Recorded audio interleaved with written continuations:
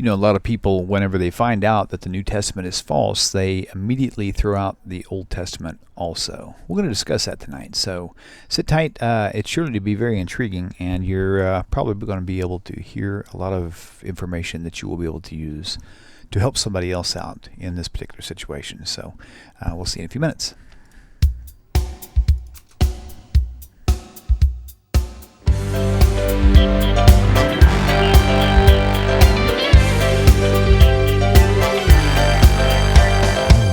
Welcome to Tanakh Talk. I am your host, William Hall, broadcasting live out of Kingsland, Texas, USA, with another episode of TNT, the Twisted New Testament. I believe we're at some crazy episode, not 125, but getting close. Rabbi Stuart Federow from the Big H. Welcome back, Rabbi. I would call you Good to be back. I would call you the Smoking Rabbi, but there's actually someone else already with that name, believe it or not. No, I don't smoke. Thank you. Well, smoking metaphorically. You like smoking hot. Okay, all right. Yeah, but actually, I already have a rabbi friend. His last name is Smolkin with an L, Smolkin.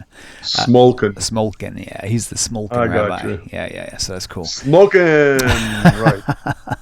All right. So tonight, this by the way, I'm hoping this person is watching. In fact, I need to make sure the person's watching. I got a message earlier from a concerned viewer. Her name is Jory, and she may have even tried to call me, but I don't typically answer phone numbers I don't recognize the number to. So that's why I tell everybody when they call me to leave a message. Yes, or else I won't even know they called. We are talking about you right now, live. We'll see if she responds. I'm sure she probably will. Most people have all these apps on their telephones, so it's really handy. Yep. So, yep, she saw it. Okay, so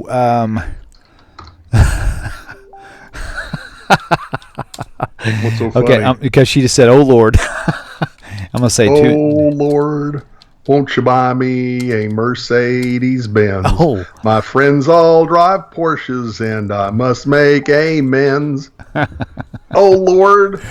Yes. Well, at any rate, That's funny. Okay, I'm gonna say, "Tell me when you're watching." yes. You've got a great singing voice. You ought to be the one singing. Oh boy.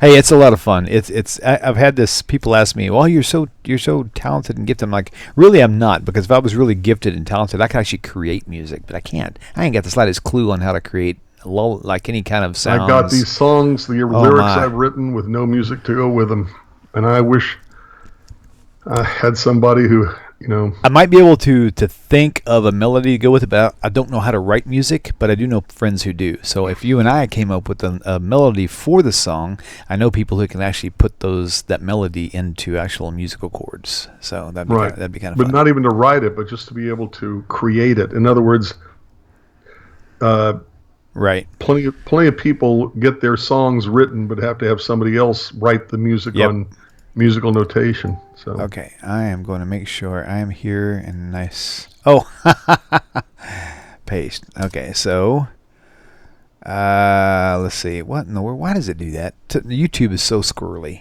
sometimes. Hang on. I'll say, are you watching? Sorry, guys, I've got to do this. This is very key. The whole point of tonight's topic is for this one young lady right here. I want to make sure that she is actually watching the YouTube channel. So we're going to find out here in just a second. Let's see.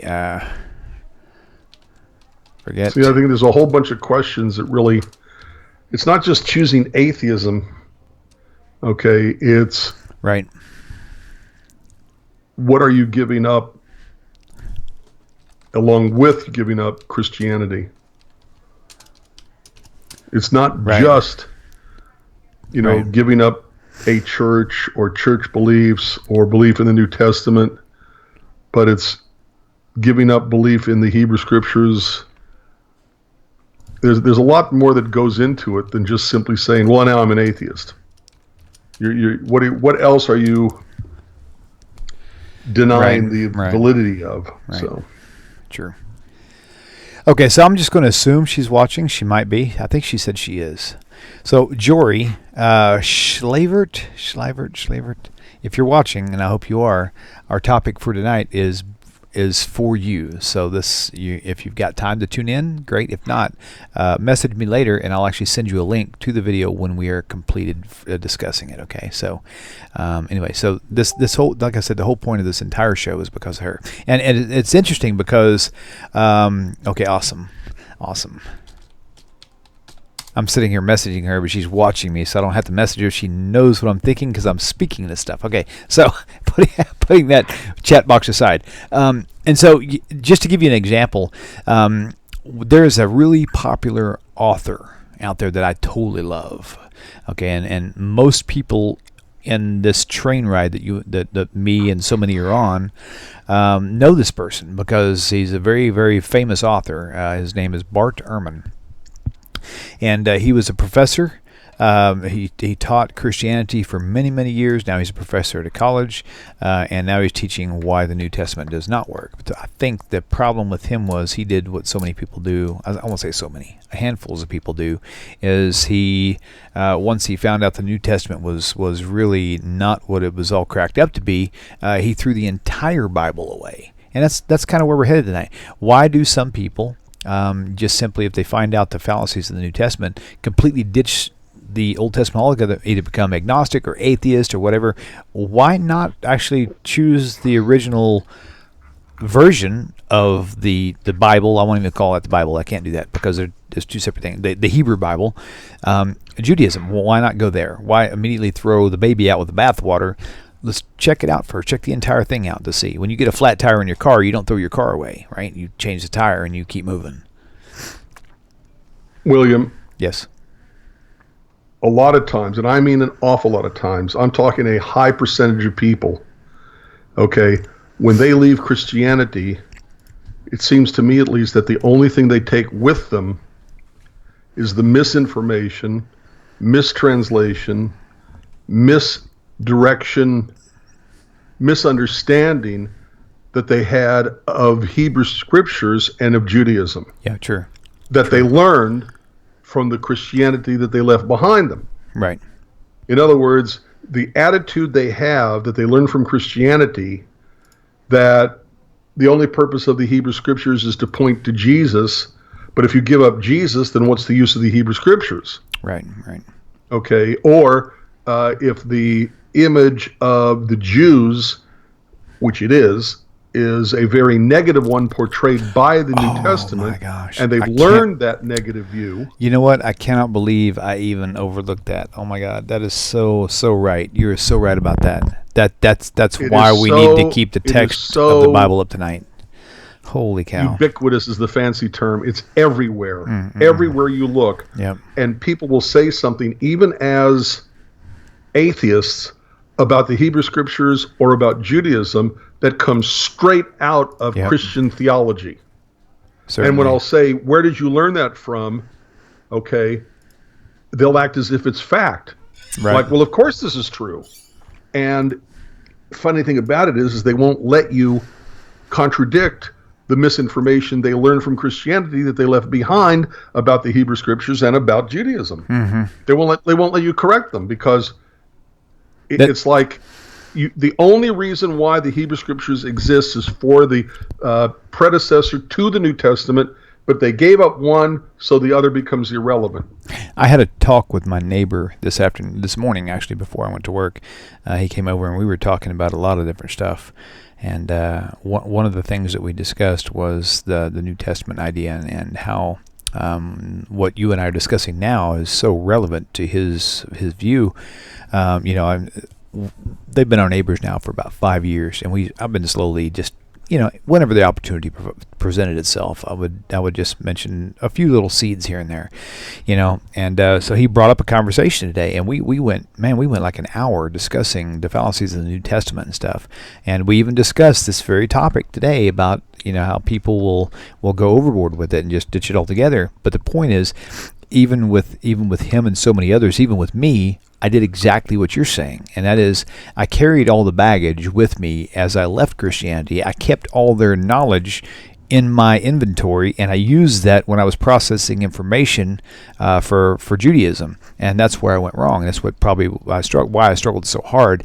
You literally have to leave everything at the door. You need to just all those books you bought and carried and you learned in Christianity. You need to just park the entire library aside and start over. That's my best advice for you who are watching this right now. Is just start over, but don't start over meaning from birth. I'm saying when you go to watch a movie, watch it from the beginning. Don't show up an hour after the movie starts on purpose just so you can see the second half. That's really not intelligent. Don't send me any hate mail because that was pretty damn funny. Right, but if the only thing that the first half of the movie is to set up the conclusion of the second half. Right. And you don't like the second half, you're not going to like the first half. Now let me ask you a question. Let's say that you went to go. Let's say we played this whole theme out in a movie theater. Let's say that we decided to kind of go and skim through the first half of a movie, and the first half of a movie is making you think you're fixing to watch Star Wars, and then you get to the second half of the movie and there's an intermission, and all of a sudden Little Miss Muffet starts playing. I mean, realistically, that's really what's happened here. The Old Testament, sorry, that's bad calling.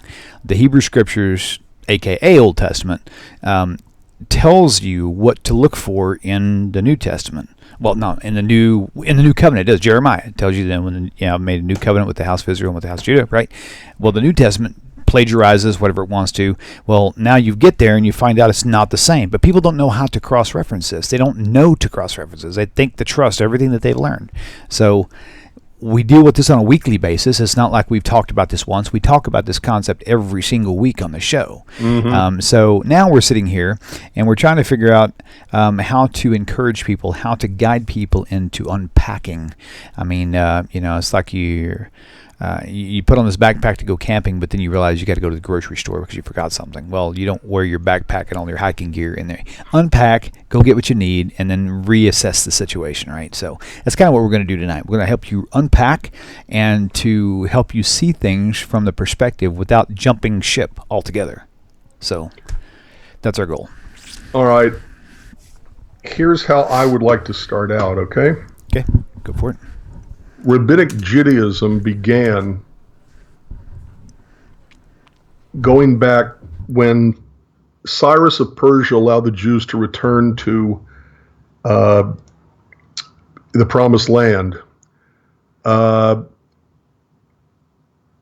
got to find this. I should have found this even before. I think it's Ezra. All right. Let me see if I can. And I'm not quite sure where it is. I'll see if I can give you assistance here.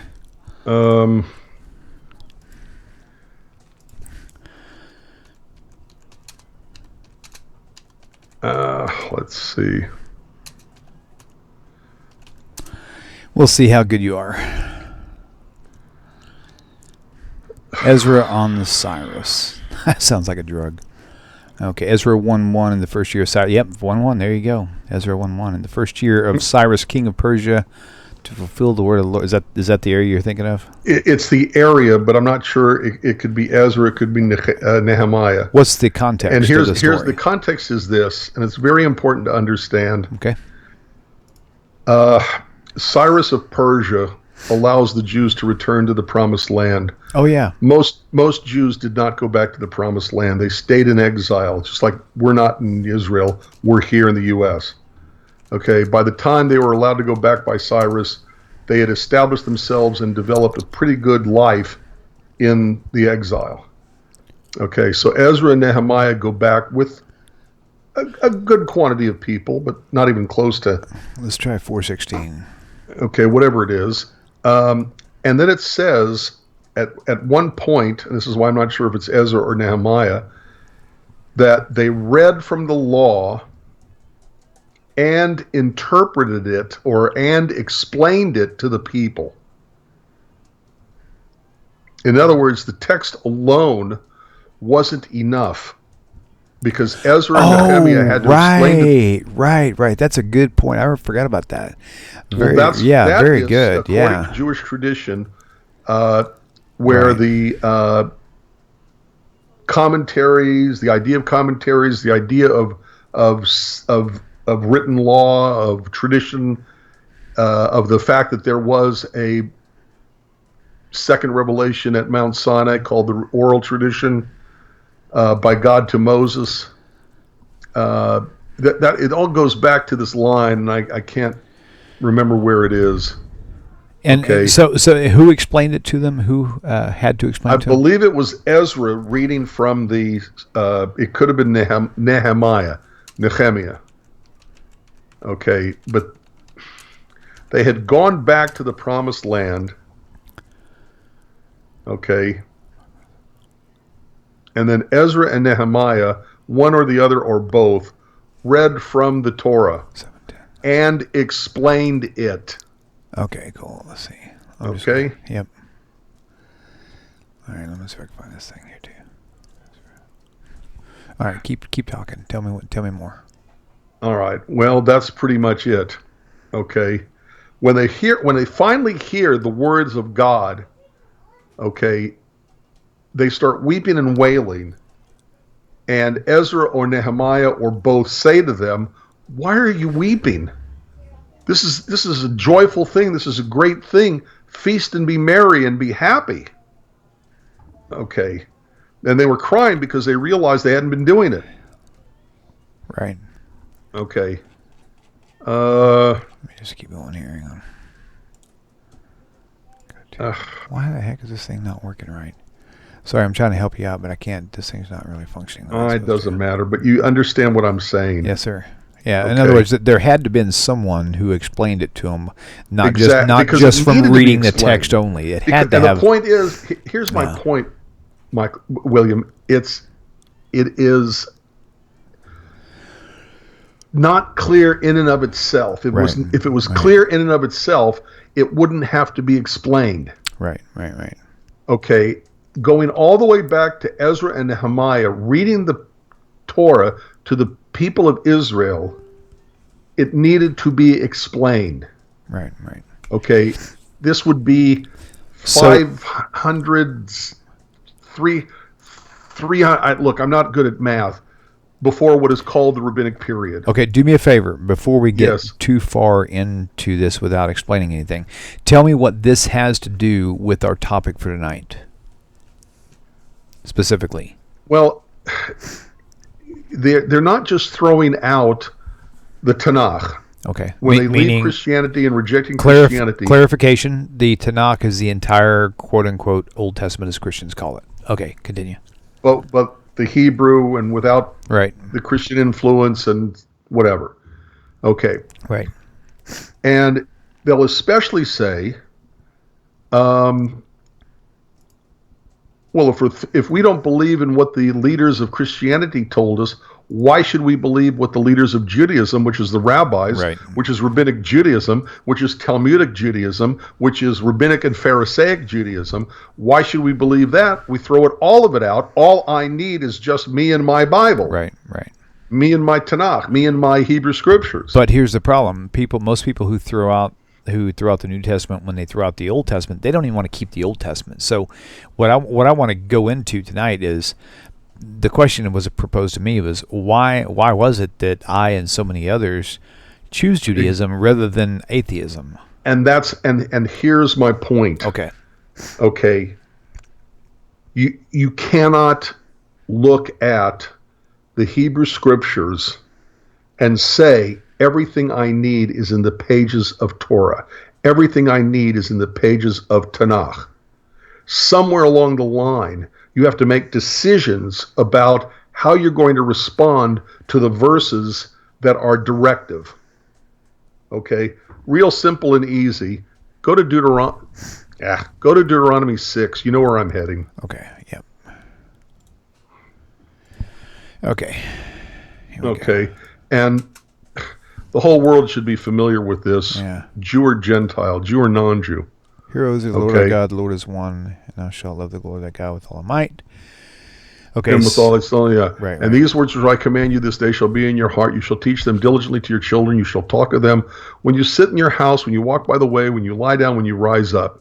You shall bind them for a sign upon your hand. They shall be as frontlets between your eyes. You shall write them upon the posts of your house and upon your gates. Okay? Okay. This is a directive. what we would call a commandment, a mitzvah. Okay. This is a directive which says you are to write them upon the doorposts of your house and upon your gates. Now, I can interpret that verse to be hyperbole or to be, what's the word? An image. Okay. Like a metaphor. Not that sort of well, a metaphor. Thank you. Yeah. And what is a metaphor? Just kidding. Okay. So the point is that you can say that this is just a metaphor, but it is an interpretation of the text to call it a metaphor. It's a choice a person makes when they read this to respond to it as a metaphor. Okay. Everybody has the right to take any verse in the Hebrew Scriptures or any holy scripture, a scripture that's holy to anybody, and interpret it in any way, shape, or form that they want to. Okay? And there's nothing anybody can do about it. Free choice, free world, freedom of thought. But if you're going to say that my interpretation of this verse, that it's only a metaphor, is better than your interpretation of this verse, where you actually have to put something on your doorposts and it's in a little box and it tilts where the top is closer to the more important room in the house, okay, and what you're going to put in it is a specific collection of verses. You can't, anybody can say, my interpretation is better than your interpretation to me, and you would say your interpretation is better interpretation to you, and there's nobody to say which interpretation is better. But 2,000 years ago, there were four groups. Okay. There were the Pharisees, there were the Sadducees, there were the Essenes, and there were the Zealots. Right? Right. Okay. The Sadducees, we know, were the temple community. They gained their power, and they had their power because the temple was the seat of the religious life of the Jewish community. Okay? The Pharisees were trying to get away from politics and trying to make what they did an act of piety and to understand what the will of God was by interpreting the texts, okay, to determine what God wants us to do in the here and now and how to apply those verses to modern situations, experiences, inventions, etc. Okay, the Essenes were the lunatic fringe who took themselves out into the desert, kind of like a Jim Jones or David Koresh of Waco or whatever, in their own little community, away from the society, away from the world, okay, the lunatic fringe of the Jewish community, violating the first commandment to be fruitful and multiply, because we know the Essene community was a celibate sect. Okay, then you had the Zealots, who were for the open rebellion against Rome. When the Jews in 66 started going to open rebellion against Rome, war against Rome, the Zealots who were behind this got squashed like bugs. They lost the argument.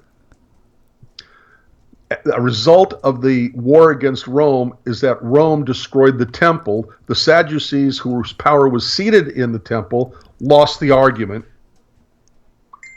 The Essene community basically died out, never to be heard from again, because the only way they could get members was to convert people to their way of thinking. The only group that was left were the Pharisees. And the Pharisaic way of interpreting Bible is not just happens to be the same thing that the rabbis do. It's what led to it's what developed into, evolved into Rabbinic Judaism. Right. If a person believes in God, and if a person believes that things that happen on the earth happen to the will of God, then it had to have been the will of God that the only kind of Judaism that survived 2,000 years ago was Pharisaic Judaism, which became Rabbinic Judaism. That becomes the will of God.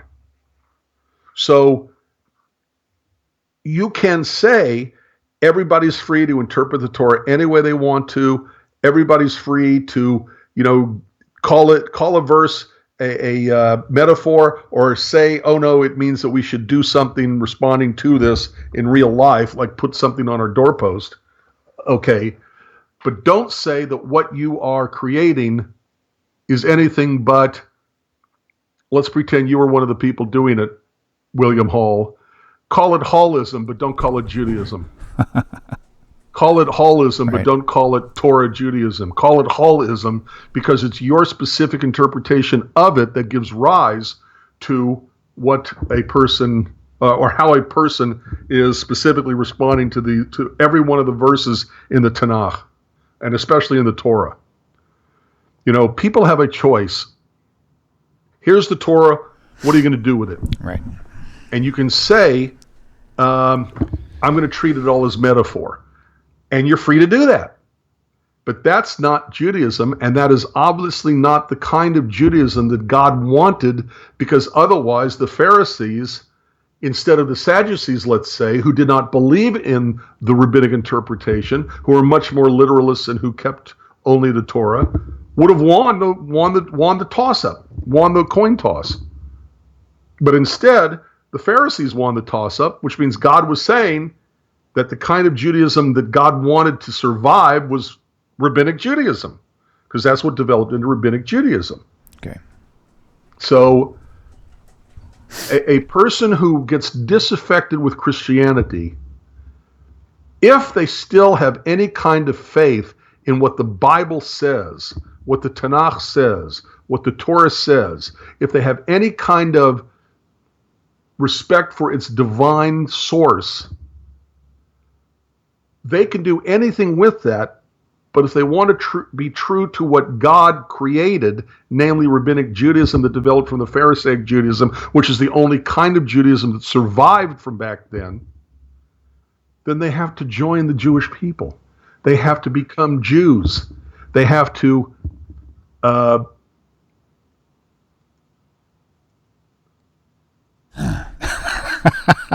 You see what I did? I did.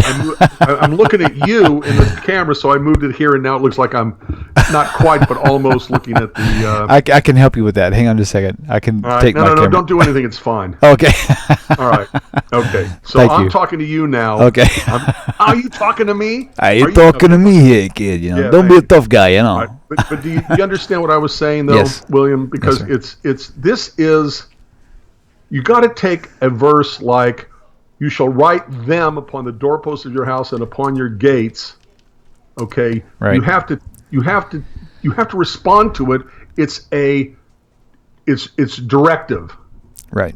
It's not just a statement that you can do all sorts of things with. And God walked in the Garden of Eden in the cool of the day. Does that mean God has a big toe?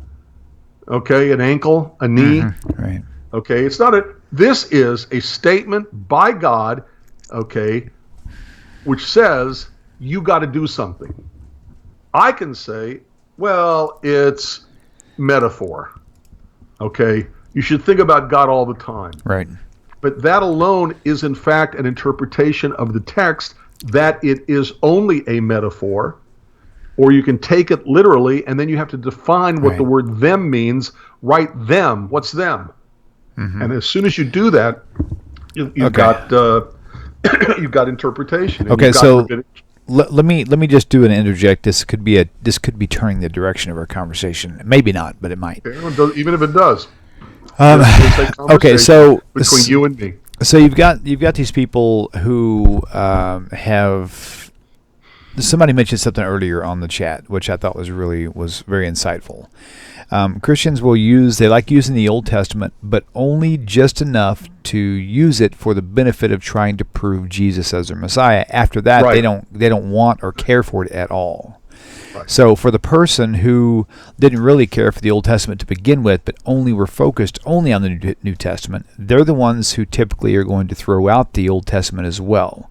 So for our conversation right now, showing people that you have to have. And by the way, someone pointed out, I'll tell you, Karen Dawn said Nehemiah 8:7 is exactly where it was at. I'll put it on your screen in a second. And so you were right on that the first time. So these people, that they don't care. They were trained to not care about the Old Testament. So when they get rid of the New Testament, the Old Testament's already 8:8. Nehemiah 8:8. Yeah. So when they get rid of the New Testament, the Old Testament's already like bundled with it and ready to go out the door. So exactly, what can you tell these people who really don't have much of an importance, maybe not, on the Hebrew Scriptures, on the a.k.a. Old Testament?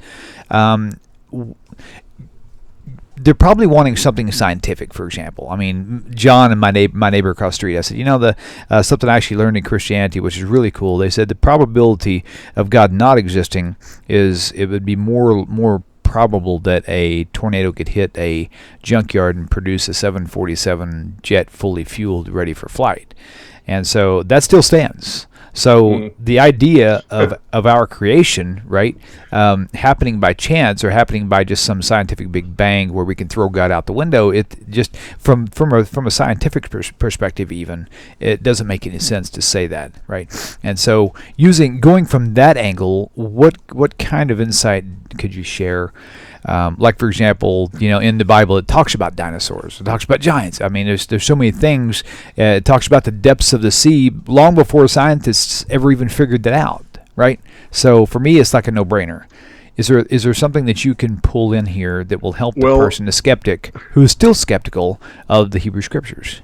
Probably not, but let me say this. Okay. First, you have to understand, my father was, in fact, a scrap dealer, a junk dealer.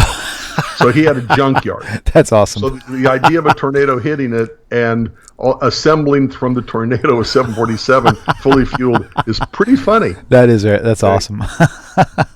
But the problem is that it's still possible. Doesn't matter that it's highly, highly, highly, highly, highly unlikely. Right. It is still, in fact, possible. I don't know how that would be, but okay.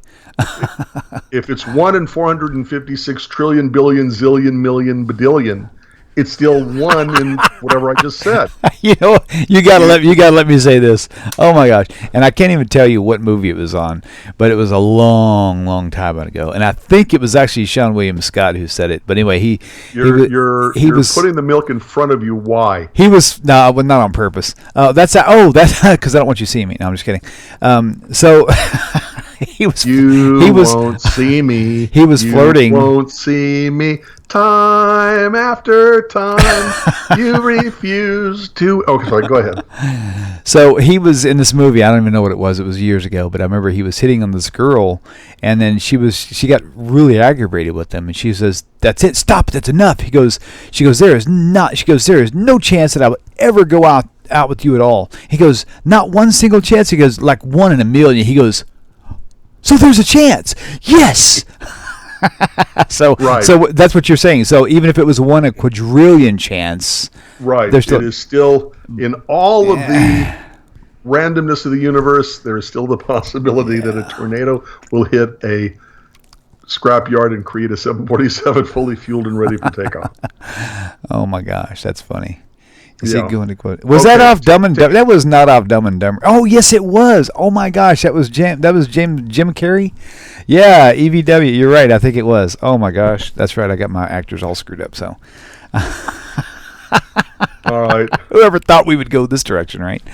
Okay. Oh, man. So the question becomes, why should anybody put their faith in the text of the Hebrew Scriptures? Because if you're going to throw out the New Testament, and all you're left is with the Hebrew Scriptures, not to mention the fact that everything you've ever learned about the Hebrew Scriptures is that its only function and purpose was to back up and support the New Testament, but you've already thrown that out. So why would anybody put their trust in the Hebrew Scriptures? Now we're on the direct path on the derrick that I was looking to connect with. Thank you. Go ahead with that. Okay. My response to that question is, you do realize that all 3 religions of the West, Christianity, Islam, and Judaism, do give credibility, in fact, to the Hebrew Scriptures. True. Okay? And there's scientific proof, historical fact about the global flood as well. Look, here's where I can't answer the way you wanted me to answer, William, because I don't believe the Hebrew Scriptures was ever meant to be a science manual. Yeah, agreed. I agreed. Okay? Yeah. Science is always going to tell you that by performing experiments, we can take the human genome, the DNA of the human body, and make changes in it the way we as humans think would be better for the world. But that's not going to give you the answer of whether or not you should do it. Okay? You're not going to get not milk, ha. Okay. All right. The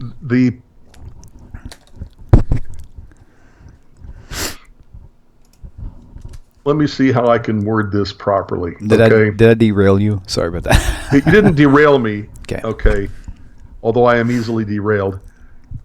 But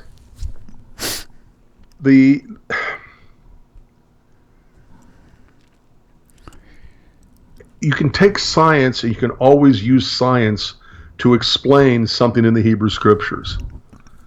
Well, the 10 plagues, there was a algae that came in that was red, making it look like blood, and it killed off the fish. Oh yeah, brought the flies and brought the frogs and brought disease, and in order to eat the flies or whatever, the locusts came, and then they ate up all the crops. You can always find a scientific reason to explain anything that happens in the Bible. Right. Okay? But that assumes that the Bible is supposed to be a science manual, and it's not. And looking to validate the Bible from a perspective of science, that's not me. Okay? I'm not even going to bother doing that. Okay? Science will say that a society is more readily able to survive if people are nice to each other. But saying to somebody, be nice to your next door neighbor because it'll help the world survive, they're going to say, who cares? I live in my own world. Somebody in deepest, darkest China, living in a cave or whatever, is not my problem. But if the Bible comes along and says something like, you shall love your neighbor as yourself, okay,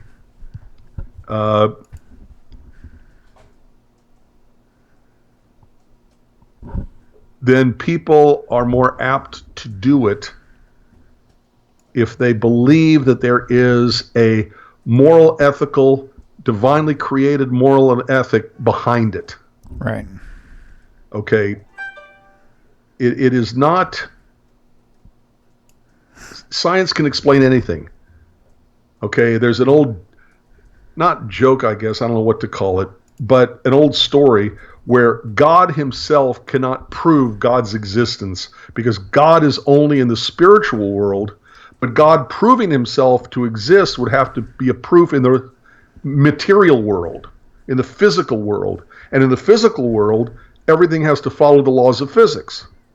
So, for example, if God were to make a second sun in the sky at the exact right distance from the Earth that wouldn't affect the rotation of the Earth around the sun, it wouldn't affect the gravity, whatever.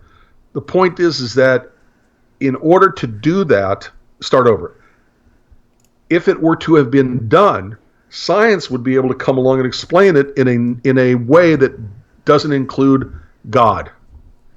God lives in a spiritual plane. To prove that God exists, God would have to do it in a material world, in the physical world, and the physical world runs on laws that many believe that were God created. So how can God prove God exists because scientists will always be able to come along and show that whatever happened had to happen from the laws of physics. Okay, so God really can't even prove his own existence. It becomes choice of the human heart and soul and mind to choose. Right.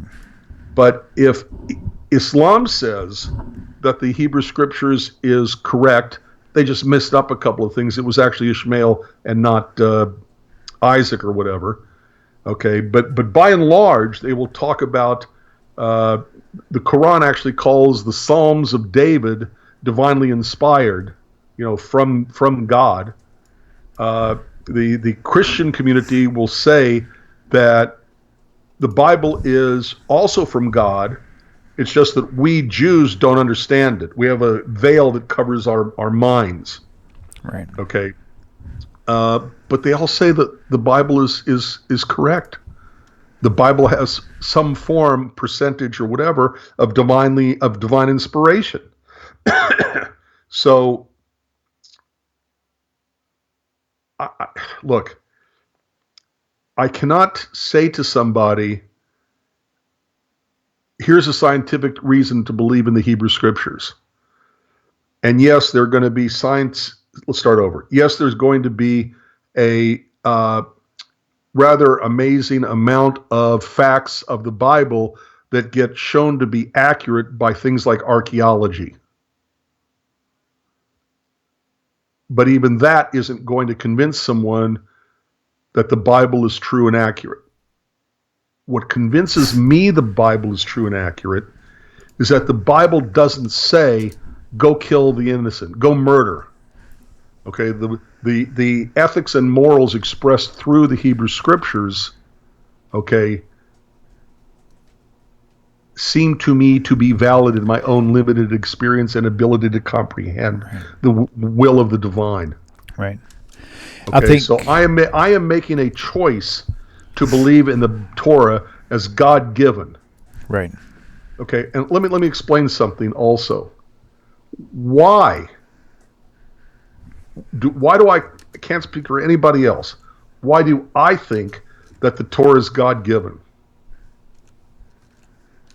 Somewhere in the Bible, Exodus 20, if you really want to know, it makes the statement from God, thou shalt not murder.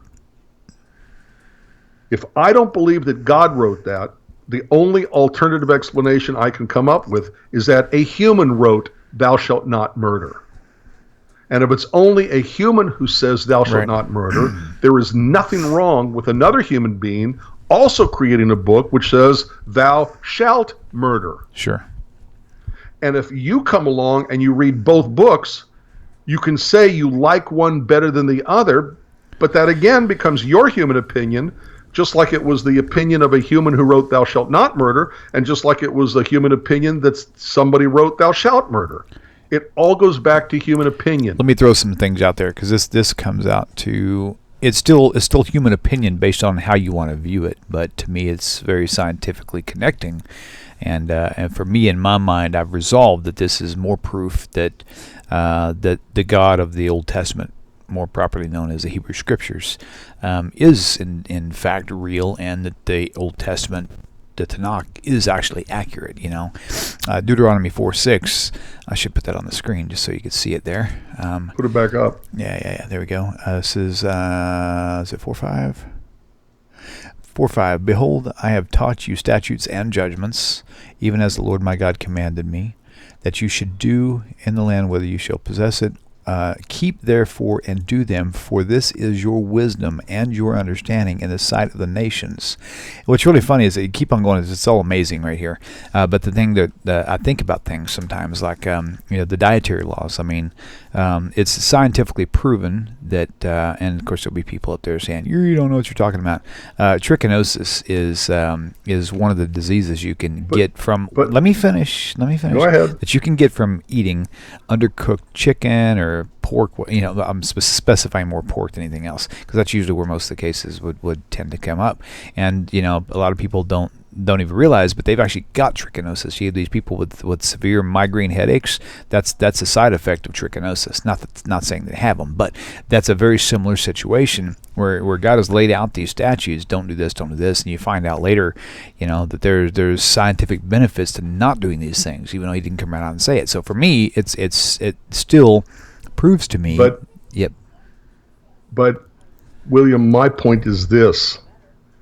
The purpose and function, you raise the issue of the kosher laws, is not for health, but for holiness. That's not my point. No, but my point is this. Right. God is not stupid. Right. God wants his people, the Jewish people, to obey and to keep kosher. Right. Which is also keeping them healthy. Let me finish this. And therefore, God, not being stupid, is going to give very concrete benefits to those who follow it, because by following it, in order to get those concrete benefits, like better health, as you're saying, right, then what God needs to happen, and I use that very importantly, needs to happen, is that Jews keep it because of what God gets out of the covenant that God made with the Jewish people. Okay? Right. That is my point. I'm sorry, what? I said what you just said actually is my point, and it all works together. We're probably explaining it differently, but it's the same point. Okay. All right, let me go back to something. Okay. One person says, thou shalt not murder. One person says, thou shalt murder. A third person will simply choose one because he likes it over the other. Or a person will say, yes, but society will choose. Well, societies can also choose to lynch people. Societies can choose to go Nazi. Remember, Austria voted to go Nazi in full knowledge of Mein Kampf and what Hitler stood for. You could say Germany didn't because he was made the chancellor and took over from there. But Austria voted to go Nazi. So societies can, in their infinite lack of wisdom, they can choose to do evil.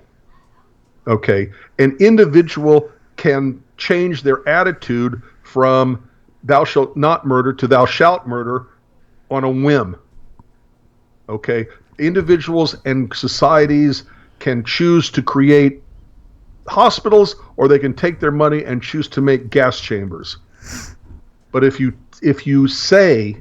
posit, if you understand that the Torah was given by God, and therefore that morality and ethics that underlies it is outside of the individual and the community and the society, and above the individual, the community, and the society, and you must obey because it comes from God, you'll have a better idea of the veracity of the Torah, written and oral, okay? Because ultimately the purpose is, God isn't stupid. Right. There are benefits that accrue from keeping God's covenant. Right. Okay, and this is the truth that the Hebrew Scriptures has and will always have, which I think is best interpreted from the very people who were given it. Start over. The very people who were given them by God, both the written and the oral Torah. And people are free to interpret the Bible any way they want to, call half of it metaphor and half of it literal, and I'm going to have a mezuzah, but it's going to be 5 inches wide and have the first line of Genesis in it, because that's how I understand what God wants. Right. They can do what they want, but call it their own religion. Don't call it Judaism, because it's not Judaism. Judaism is Rabbinic, and Judaism goes back to the Pharisaic interpretation, because God wanted it that way, or the Sadducees, the Essenes, the Zealots would have won the toss instead of just the Pharisees. To me, it is literally that simple. And in my opinion, that obvious. God wants human beings to have a good, moral, ethical life. And within that moral and ethical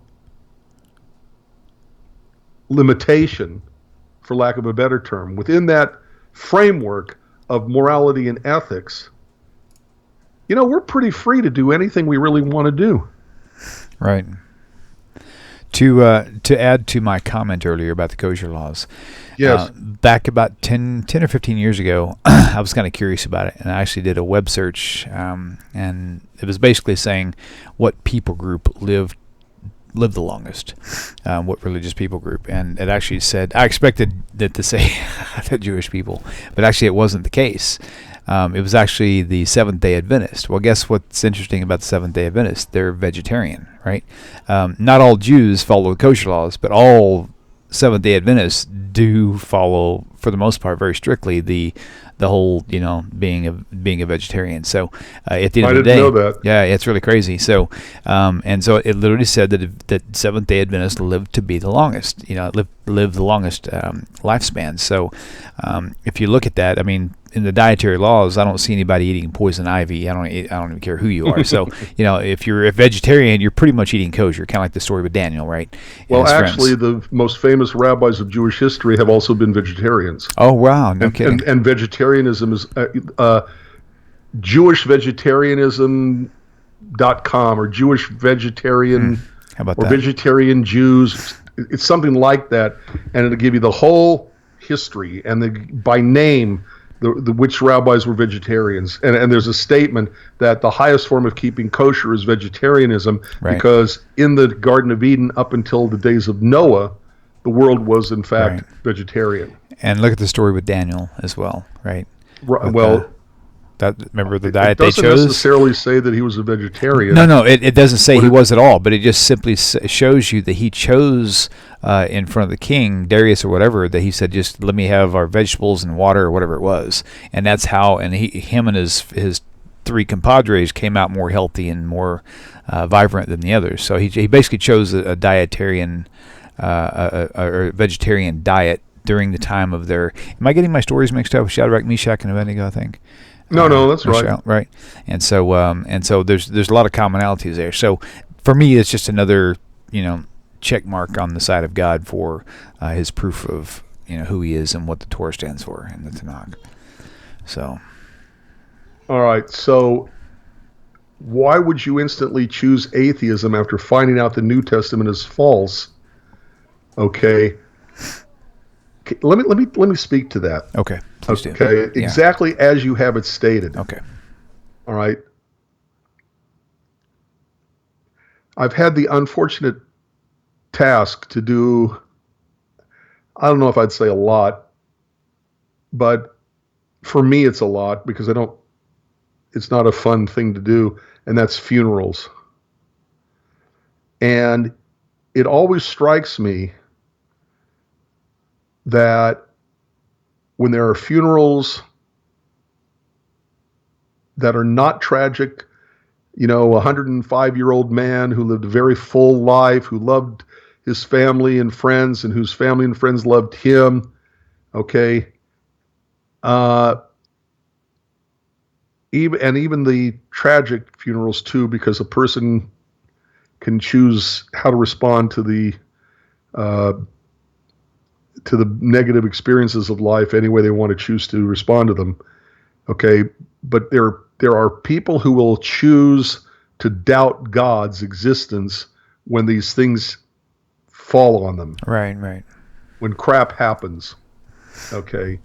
And what always amazes me about that is that they are disassociating themselves from the single greatest source of support and moral support and strength and inspiration and hope that they could possibly find by turning themselves away from God, the source of the best, strongest moral support and strength that there can be. Okay, it's kind of like this irony that what people need most, they turn away from first. So if you are going to reject the New Testament, which, yes, I believe you should, because it contradicts itself and contradicts the Hebrew Scriptures in so many ways, as many people have discussed on Tanakh Talk. Okay, but to choose atheism as a result of the disappointments they found in Christianity is, again, to do the same kind of thing which is equally traumatic. It's still traumatic to lose your faith. Yeah. But to turn your back on the greatest source of hope and inspiration and strength, and the time when you need those very things, namely to become an atheist and turn your back on God, is,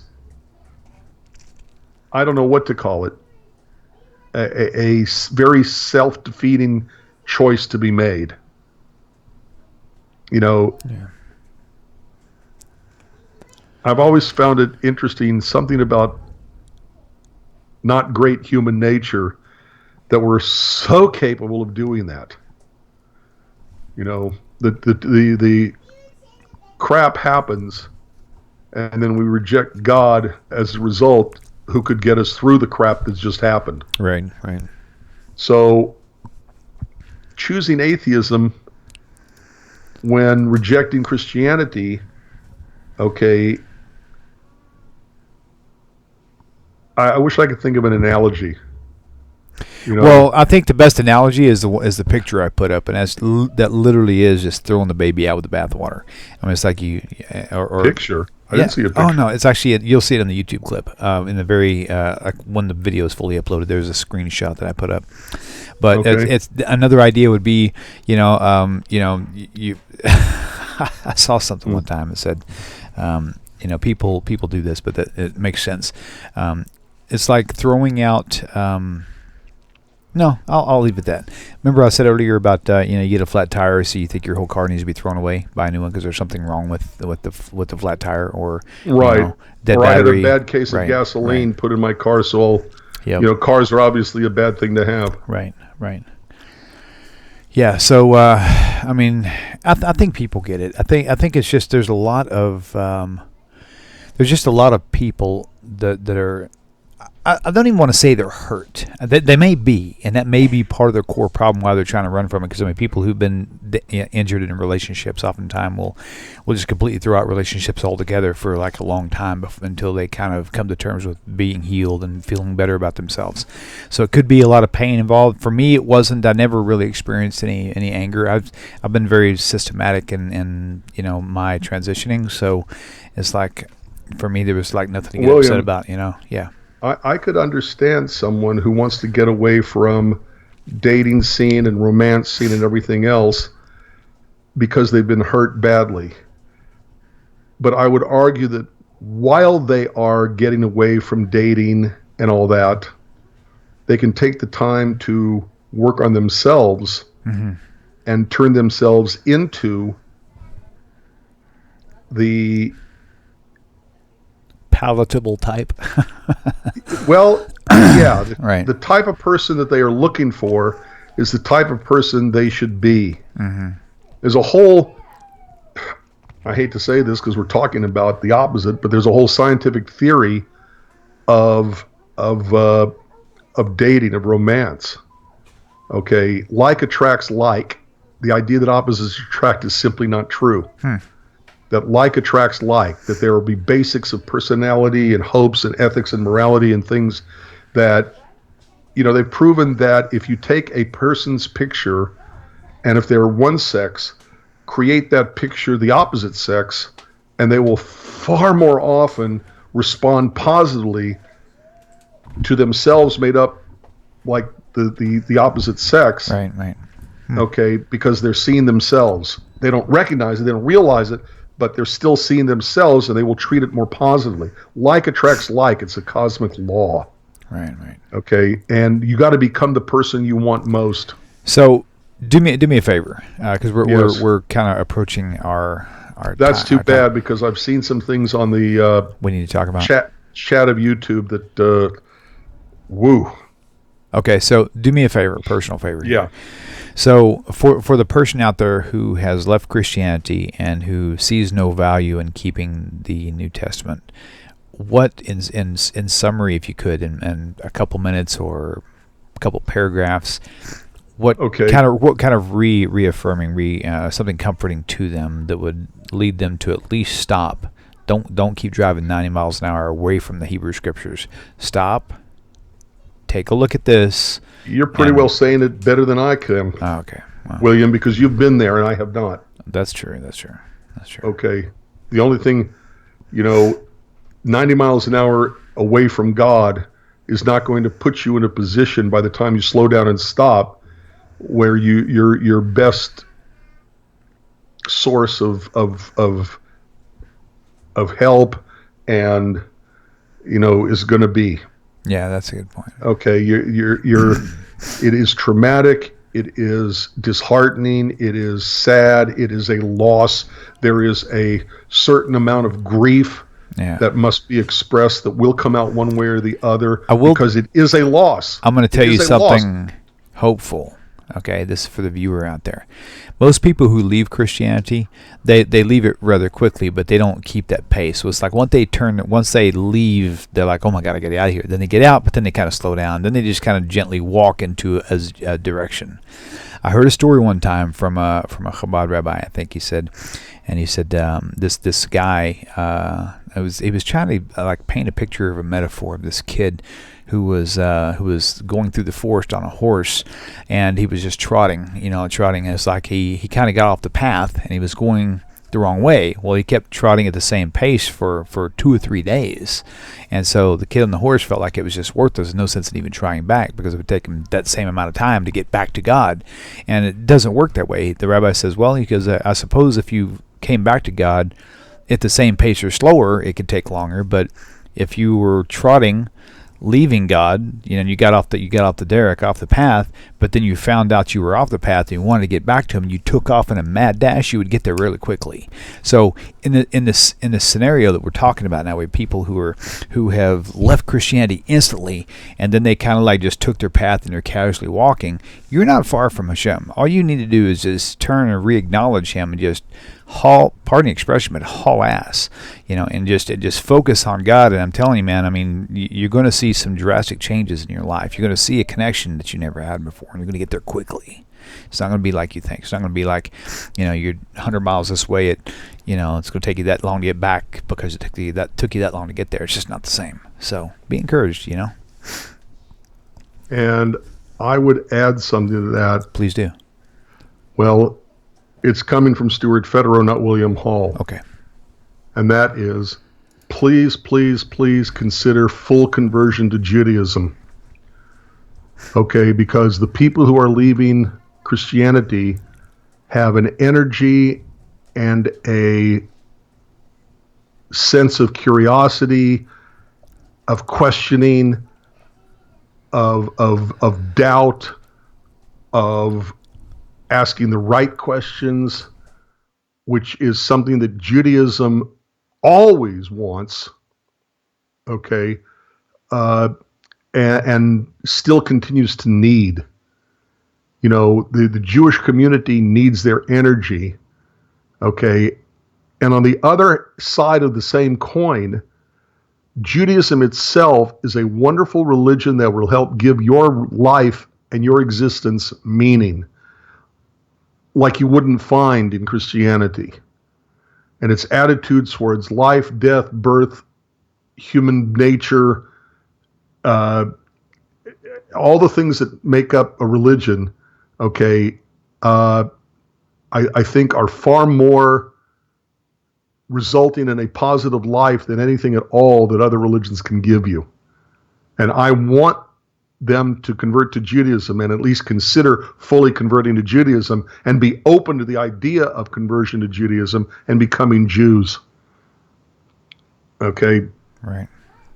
It will give them a life full of meaning. Sure.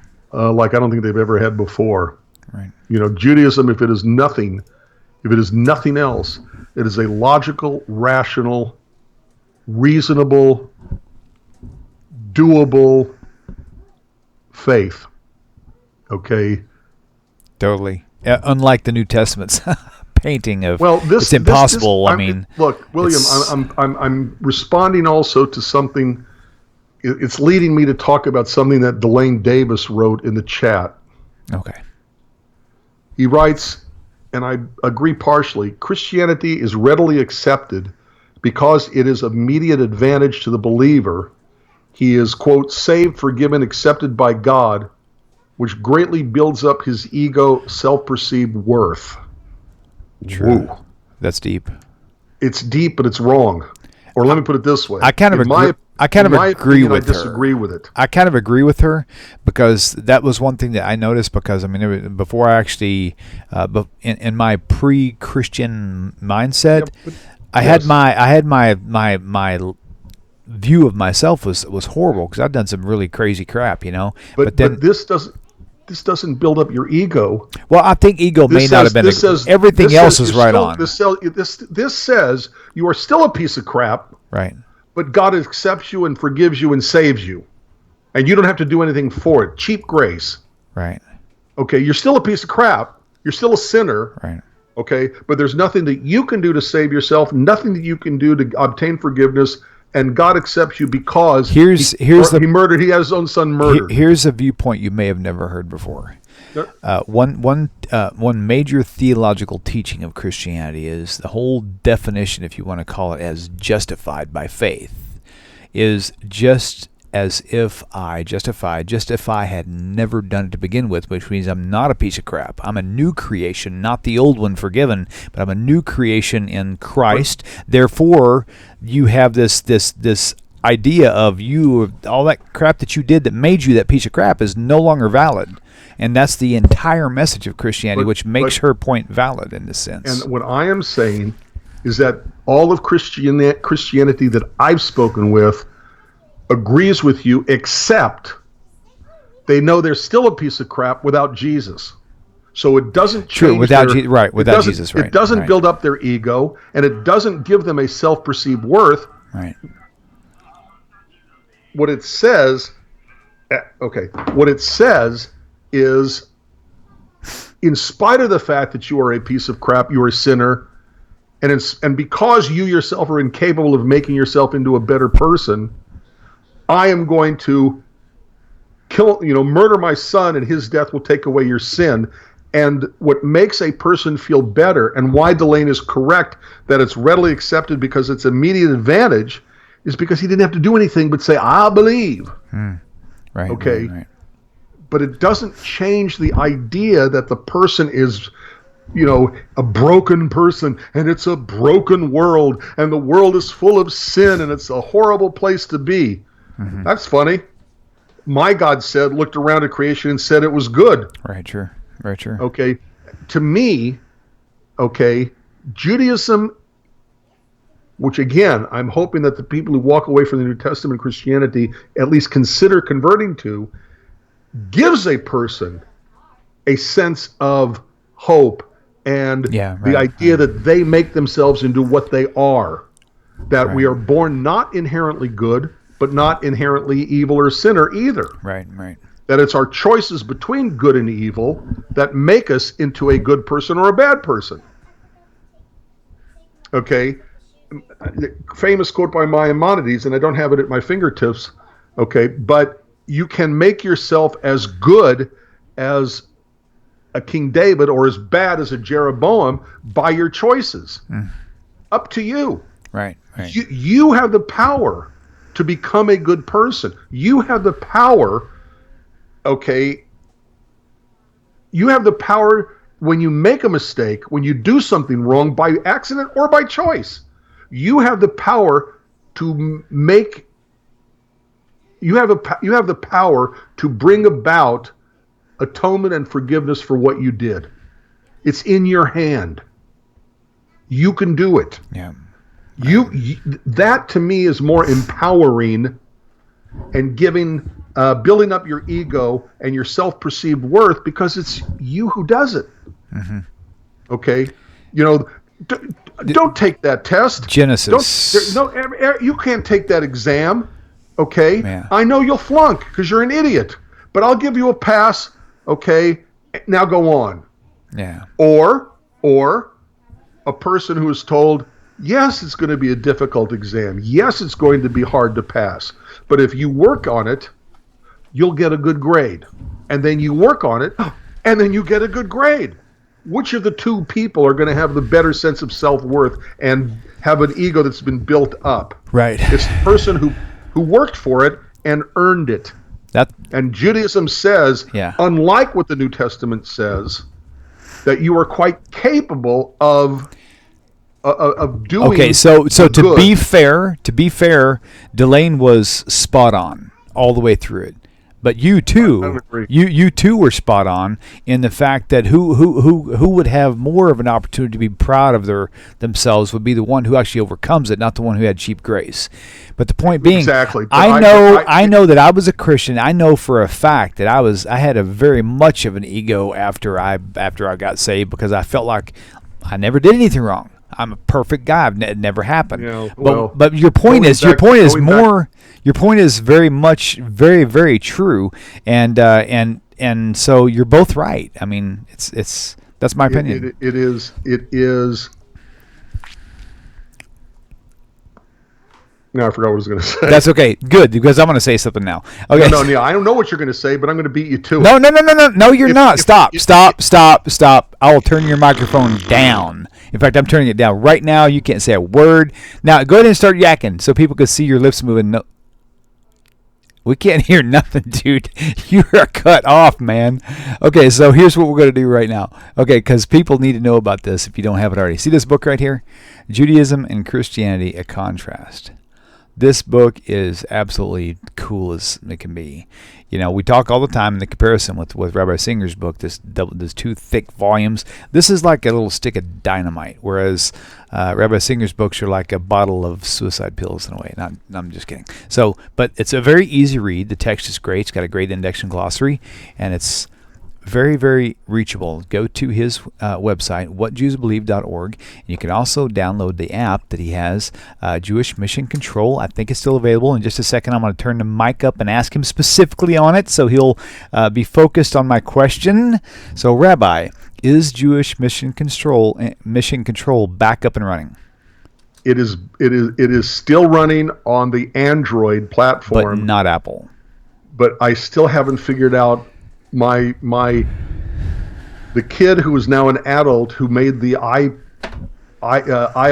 the iPhone operating system, app. Whatever app. He wrote the iPhone app. He got it up on iPhone, iTunes, whatever. He has not responded to me. I'm asking him to find out what happened and why it got taken off. Probably because I didn't pay something like a $99 annual fee or something like that I didn't know about. Right. But I'm more than happy to pay it. Right. Meanwhile, if there's any developers out there who would like to try to assist Rabbi in refreshing his, and also I have an idea for an app that I really would like to discuss with somebody for Tanakh Talk. That would be cool. Very cool. That's not as a matter of fact, I know where you're thinking, and I think that's a brilliant idea, William. Seriously, really, dude. You know what else is a really important idea? What's that? For people to donate to. Dial. I just cut you off. Get your hand up. Get your hand up. Thank you. Okay. All right. Oh my gosh. Everybody, if you enjoy Tanakh Talk, if you learn from Tanakh Talk, if you get something out of Tanakh Talk, say thank you by going to TanakhTalk.com. Yes. What is it? Is that right? Yes. Thank you. TanakhTalk.com and make a donation.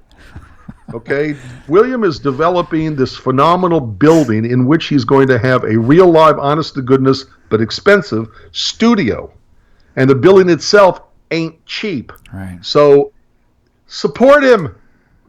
He and all the rabbis are supporting you. Support him. Which is what I wanted to say instead of what you said.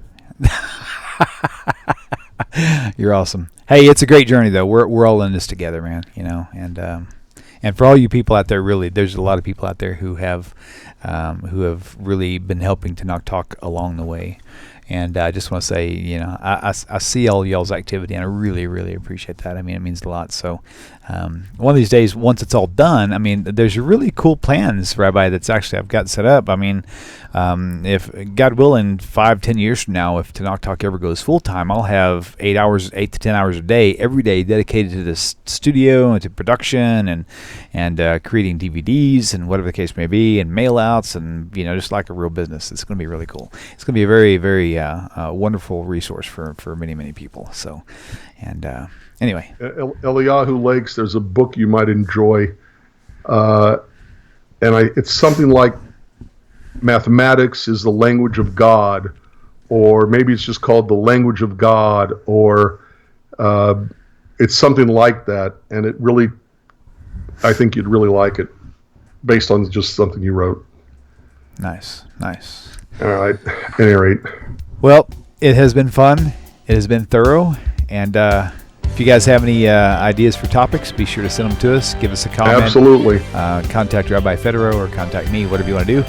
And don't forget, if you've subscribed to the YouTube channel, make sure you turn on the notifications. And I just recently realized that Gmail, especially Gmail, in your inbox, it divides your inbox contents into 3 separate categories. A lot of people are saying, we don't get the alerts. Well, I found out there is a social media tab under the Gmail, and if you're like in your main email, you won't ever see it. You've got to check all 3 folders to get it, and I don't know why they do that, but that could be an issue. So, well, there you go, folks. Well, I had a good time. I know Rabbi. There is the infamous, famous. We got to put skirts on those fingers.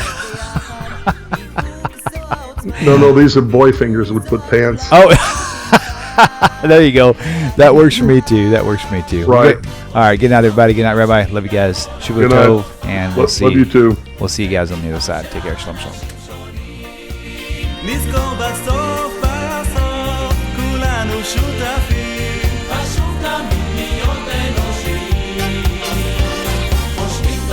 She